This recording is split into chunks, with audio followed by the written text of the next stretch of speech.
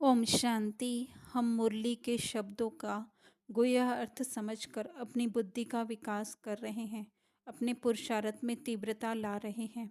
तो आज है 18 फरवरी 2026। तो आज की मुरली से भी हम दो तीन शब्द ले करके और उसका गुह्य अर्थ देखेंगे।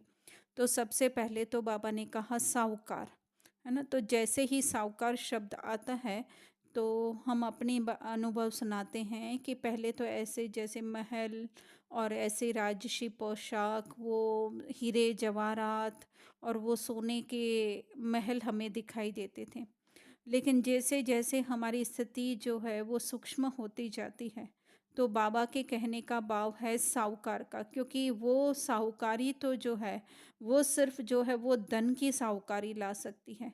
लेकिन उसके साथ अगर हमारी बुद्धि साहूकार नहीं हुई, हमारा मन साहूकार नहीं हुआ, क्योंकि आज हमारा मन भी गरीब है तो हमारी बुद्धि भी गरीब है। मन में जो है कई प्रकार की हमें चिंताएं आती रहती है, बुद्धि जो है वो सही जजमेंट नहीं कर पाती है। तो इस पढ़ाई के द्वारा जो है हमारे मन से हमारे बाबा, है ना, क्योंकि मन क्या कर बैठा है, देह के साथ पहचाने बना करके और देह से जो जुड़े हुए डर है, क्रोध है, ईर्ष्या है, उससे जो है अपनत्व जोड़ करके बैठा है। तो यहाँ पे बाबा हमें इस पढ़ाई से साहूकार बनाते हैं, अर्थात उस मन से ही जो है हमें डिटैच कर देते हैं। एक्चुअली मन से कोई डिटैच होते नहीं हैं हम, लेकिन इस तरह से है कि हमारा मन जो है हमारी सत्यता में लग जाता है ना। तो सत्यता में है ही क्या, जो शरीर में है उससे एकदम ऑपोजिट है, एकदम निर्भय है हमारा मन, एकदम जो है शांत है, हर एक के प्रति शुभ भावना शुभकामना है उस हमारी स्थिति में, आत्मिक स्थिति में। तो वहाँ पे मन हमारा टर्न कर देते हैं बाबा योग बल के द्वारा। तो वही है। और फिर बुद्धि बुद्धि जो आज भ्रमित होती रहती है कि हर एक चीज़ में जो है वो कंफ्यूज होती रहती है ना। तो उससे भी जो है हमारी बुद्धि बाबा परिपक्व बना देते हैं, ज्ञान के आधार से उसको भी साहूकार बना देते हैं। मन को साहूकार बनाते हैं कि वो निर्भय हो जाता है, शांत हो जाता है, बुद्धि परिपक्व या साहूकार बन जाती है कि वो सही निर्णय लेती है, हर चीज़ को जो है वो यथारथ रीति जैसी है वैसी वो समझने की उसके अंदर शक्ति आ जाती है। तो इस तरह से हमें बाबा साहूकार बना देते। तो उसकी विधि बाबा ने बताई कि बिंदु बन जाओ और बिंदु बाप को याद करो, है ना। तो बिंदु बन जाओ, बिंदु अर्थात जीरो। तो लिटरली हमें जीरो बन जाना है, जीरो बन जाना है, अर्थात जिसके अंदर कुछ भी नहीं हो। जैसे बैंक बैलेंस में हमारे कुछ भी नहीं होता है तो क्या दिखाता है, जीरो। इसी तरह से हमारे संकल्पों में भी जो है हमारी हर बात में हम ज़ीरो हो जाए, है ना। हालाँकि वो पॉसिबल नहीं है, आएँगे, लेकिन वो मन बुद्धि जब हम ज्ञान के द्वारा इतनी शक्तिशाली बना देंगे, तो ये शरीर के जो सेंसेशन है, फीलिंग है, इमोशन है, डर है, या जो भी हम अपने ऊपर पहचाने बना कर के बैठे हुए हैं, उनसे हम ज़ीरो बनते जाएँगे। जैसे बाप ज़ीरो है, जिसको बाबा दूसरे शब्दों में न्यारा और प्यारा कहते हैं, है ना। तो न्यारे इस रोल को प्ले करते हुए हम एकदम न्यारे हो जाएं, जिसको ही बाबा बिंदु कह रहे हैं। और एक हंसी की बात हमें याद आती है, जिसको हम, है ना, वो एक छोटी सी स्टोरी के द्वारा सुनाना चाहेंगे कि जैसे हम छोटे थे तो तभी एक लिमिटेड एडवर्टाइजमेंट जो है टीवी में आती थी। तो एक एक ऐसी एडवर्टाइजमेंट आती थी कि कोई वृद्ध व्यक्ति जो है वो अपनी मृत्यु शैया पर था, है ना।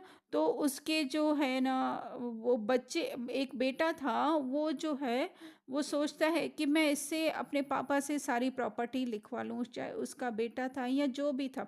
तो वो क्या करता है, वो चेक पे साइन करवाता है। चेक पे साइन करवाता है तो वो क्या लिखता है आगे, क्योंकि उसके वृद्ध के पास बहुत ही कम समय था, है ना। तो वो क्या करता है, वो चेक पे साइन, वो इतना पावर ऑफ अटर्नी या जो भी हम विल कहें उसके ऊपर भी साइन करने का नहीं था। तो उसने फटाफट क्या किया, चेक उठाया और चेक के ऊपर क्या कर दिया, एक लगा करके जो है वो ज़ीरो ज़ीरो ज़ीरो ज़ीरो लगाता गया। ऐसे 10 लाख, 1 करोड़, 10 करोड़ बन गए और नीचे जो है उस वृद्ध व्यक्ति से जो है उसने साइन करवा ली। जैसे ही उस वृद्ध व्यक्ति ने साइन की और उसकी मृत्यु हो गई।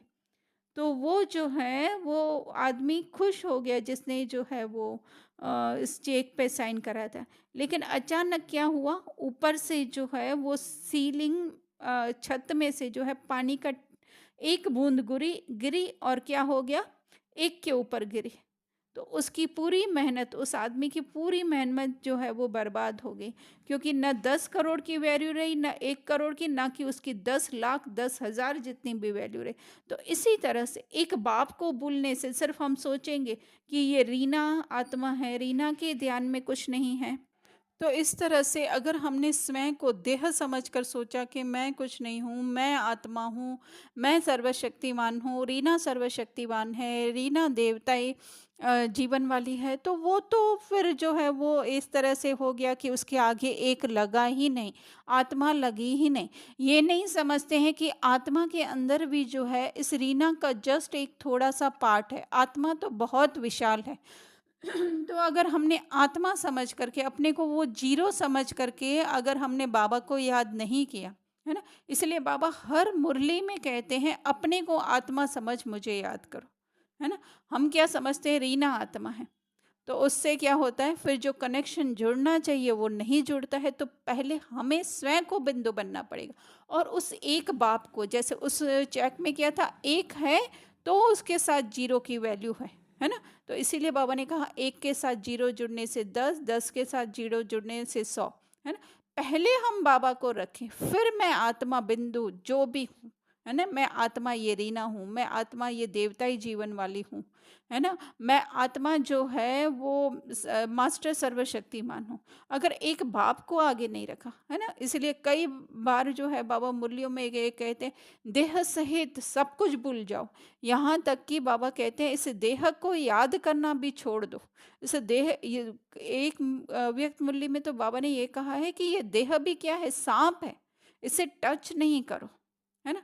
तो इसी तरह से बिंदु बन करके बिंदु बाप को याद करना, अर्थात जीरो हो जाना, अपनी सारी पहचाने भूल करके, जो कि पहले भी कहा भूली नहीं जा सकती है, याद आएंगे लेकिन धीरे धीरे उससे जो है अपना जो है वो क्या कहें, पल्ला छुड़ाते जाना है। जैसे है ना, अगर अपना हाथ जो है वो बड़े पत्थर के नीचे आ गया है, तो क्या करना पड़ता है, धीरे धीरे धीरे करके जो है वो पत्थर ऐसा है कि उसको दूसरे हाथ से हम हटा भी नहीं सकते हैं, इतना भारी ज़्यादा पत्थर है, हालांकि वो हाथ की हमारी हालत क्या हो जाएगी, है ना।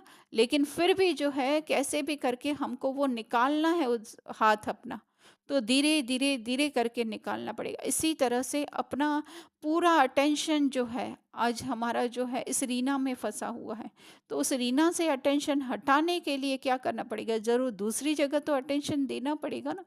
तो वो है बाबा पर, वो एक बाबा है, तो वो है बिंदु, उसके लिए अपनी सारी पहचाने मिटाते जाओ, पल्ला छुड़ाते जाओ उससे, है ना। इसीलिए कहते हैं बाबा कई बार छोड़ो तो छूटो। तो धीरे धीरे धीरे करके क्या होगा, हम अपने अस्तित्व में टिकते जाएंगे, हम अपने जो वास्तविकता है उसमें टिकते जाएंगे। तो ये है बिंदु बन बिंदु बाप को याद